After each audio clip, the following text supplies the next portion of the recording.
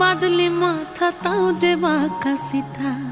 মেদিনীপুরে রায়না চিরন বাঁকুড়ার ওই ফিতা, আর যতন করে বাঁধলি মাথা তাও যে বাঁকা সিথা।